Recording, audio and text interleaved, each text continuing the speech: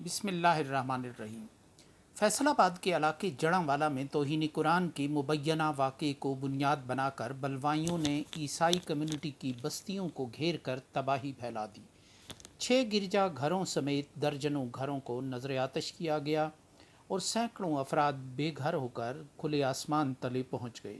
بہت سی کہانیوں میں سے ایک کہانی یہ بھی ہے کہ 2 عیسائی بھائی بہن نے قرآن مجید کی توہین کی، جس پر حسب روایت مسجد سے اعلانات کر کے عوام کو اشتعال دلایا گیا، اور ہجوم نے پھر انسانی بستیوں پر وہ تباہی برپا کی جو پڑوسی ملک میں ہو تو ہم کئی روز تک بے چین رہتے ہیں اور امن، انصاف، احترام انسانیت کی دہائی دیتے نہیں تھکتے، مگر وہی رقص ابلیس خود ہماری اپنی سوسائٹی میں ہو تو رد عمل اور تکلیف میں وہ شدت نہیں ہوتی جو ہونی چاہیے۔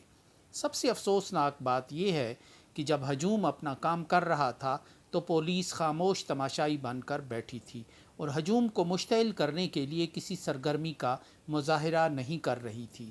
اب جب کہ طوفان گزر گیا ہے تو بلوا کرنے کے الزام میں 150 افراد کو گرفتار کیا گیا ہے اور علاقے میں دفعہ 144 نافذ کی گئی ہے۔ جڑاں والا واقعے کی نگران وزیر اعظم انوار الحق کاکڑ سمیت کئی اعلیٰ حکام نے رسمی مذمت بھی کی ہے اور اب جائے متاثرہ کے دورے بھی شروع ہو گئے ہیں اور مظلوموں کو انصاف دلانے کی باتیں کی جا رہی ہیں۔ عالمی سطح پر بھی اس واقعے پر تبصرے سامنے آئے ہیں۔ عیسائی کمیونٹی توہین قرآن کے کسی بھی واقعے کی تردید کر رہی ہے۔ پاکستان کا جو ماحول اور نظام انصاف کی جو درگت بنی ہے، اس میں کسی یک طرفہ کہانی پر یقین کرنا مشکل ہو کر رہ گیا ہے۔ عین ممکن ہے کہ جس واقعے کو توہین قرآن کا رنگ دیا گیا ہے وہ کوئی مقامی انتظامی رقابت ہو، کیونکہ جڑاں والا سے جڑی ایک کہانی یہ بھی گردش کرتی رہی کہ یہاں کا اسسٹنٹ کمشنر عیسائی کمیونٹی سے تعلق رکھتا ہے اور اس نے شہر میں صفائی ستھرائی کا بہترین نظام قائم کر رکھا تھا۔ ممکن ہے یہ صفائی ستھرائی کسی کو پسند نہ آئی ہو، ممکن ہے کوئی اس پرکشش پوسٹ پر اپنی تعیناتی کروانا چاہتا ہو، اس میں بیرونی ہاتھ کو بھی بہرحال رد نہیں کیا جا سکتا، کیونکہ ابھی چند ہی دن قبل ہم سب منی پور بھارت میں عیسائی کمیونٹی کی خواتین کو ہندوؤں کی طرف سے برہنہ پریڈ کرائے جانے پر ہلکان ہوئے جا رہے تھے۔ اسے بھارت کی شکست و ریخت اور سوشل فیبرک کی ٹوٹ پھوٹ سے جوڑتے رہے ہیں، بھارت کو برے انجام سے ڈراتے رہے اور منی پور واقعے کو اس کی کثیر القومی سوسائٹی کی آخری ہچکیوں میں شمار کرتے رہے۔ ابھی ہم ہندو انتہا پسندوں کے ہاتھوں بے لباس ہونے والی عیسائی خواتین کے دکھ اور کرب کا ماتم ہی کر رہے تھے کہ اچانک پاکستان میں بھی ایسا واقعہ رونما ہوا، جس میں گرجا گھروں اور مقدس کتابوں کو جلایا گیا، اور اب بھارت کو تانا دینے والے پاکستانی خود اپنا دفاع کرتے پھر رہے ہیں، کیونکہ جڑاں والا میں کئی پاکستانیوں کے اندر کا مودی بھی ابل پڑا تھا۔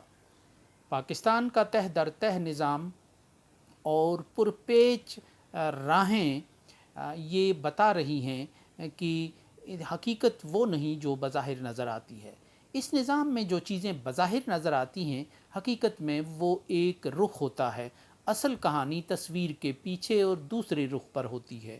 اب آزادانہ تحقیقات کا رواج ہو تو اندازہ ہو کہ حادثہ کیوں ہوا، اس کے محرکات کیا تھے۔ اس ملک میں بدترین واقعات کی تحقیقات کا رواج باقی نہیں رہا، بس بیانیہ بنا کر کام چلایا جاتا ہے، جس کو رگڑا دینا مقصود ہو اسے شکنجے میں کس دیا جاتا ہے اور اصل منصوبہ ساز اور مجرم دور بیٹھے اس عمل پر ہنستے رہتے ہیں۔ انصاف کا نظام اب اس قدر مزمحل اور کمپرومائزڈ ہو گیا ہے کہ سزا اور جزا کا عمل بھی اپنی معنویت کھو چکا ہے۔ یہاں کیفیت یہ ہے کہ ہیں سنگ و خشت مقید اور سگ آزاد، جرم کرنے والے آزاد پھرتے ہیں اور جرم بے گناہی کا شکار افراد برس ہا برس تک جیلوں میں سڑتے رہتے ہیں۔ یہی وجہ ہے کہ ملک میں ایک انارکی کی سی کیفیت ہے۔ انتظامیہ اور پولیس اب سیاسی رول نبھاتے ہوئے اس قدر کاہل ہو چکے ہیں کہ وہ گھنٹوں توڑ پھوڑ، تشدد اور ابلیسی رقص کا نظارہ کرتے ہیں، اور جب طوفان گزر جائے تو پھر دیواریں پھلانگی جاتی ہیں، FIR درج ہوتی ہے، اصل ملزم نہ ملے تو بھائی باپ اور بھائی بہنوں کو دھر لیا جاتا ہے اور مغلظات کے ذریعے ان کی تواضع کی جاتی ہے۔ سوال یہ ہے کہ جب کوئی ہجوم فساد اور شر پھیلا رہا ہوتا ہے تو اس وقت پولیس خاموش تماشائی کیوں بنتی ہے؟ یہ صرف جڑاں واقعے میں ہی نہیں دیکھا گیا بلکہ 9 مئی کے واقعات میں پولیس کے مفقود الخبر ہونے کا سوال اب بھی موجود ہے۔ پولیس لاہور میں گھنٹوں مشتعل ہجوم کے کور کمانڈر ہاؤس پہنچنے کا نظارہ کرتی رہی۔ جب تباہی ہو گئی تو پھر پھرتیاں شروع ہوئیں۔ اب جڑاں واقعے میں بھی یہی دیکھا گیا ہے کہ سب سے پہلے سیالکوٹ میں ایک سری لنکن شہری کے معاملے میں بھی یہی نسخہ آزمایا گیا تھا۔